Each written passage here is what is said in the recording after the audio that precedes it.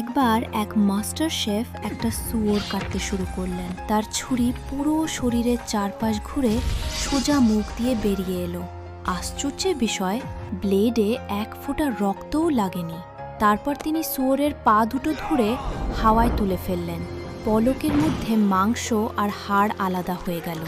সবাই তার কারুকাজ দেখে হতবাক হয়ে গেল এবং তার প্রশংসায় মুখর হয়ে উঠল। কিছুক্ষণের মধ্যেই শুয়োরের তৈরি সুস্বাদু পদ সবাইকে পরিবেশন করা হলো।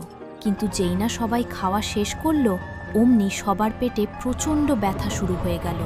শেফ বুঝতে পারলেন খাবারের নিশ্চয়ই কোনো গণ্ডগোল হয়েছে। পুরো প্রস্তুতি তো তিনি নিজে করেছিলেন, শুধু শেষ মুহূর্তে নুনটা তার সহকারী দিয়েছিল। সন্দেহটা সরাসরি তার উপর গিয়ে পড়ল। রাগে ফেটে পড়ে শেফ সহকারীকে জিজ্ঞাসাবাদ করলেন, কিন্তু সে সব অভিযোগ অস্বীকার করে গেল। গ্রামবাসীদের বিশ্বাস একেবারে ভেঙে গিয়েছিল। কেউ তার কথা বিশ্বাস করতে রাজি ছিল না। পরের পার্টি দেখার জন্য প্লিজ সাবস্ক্রাইব।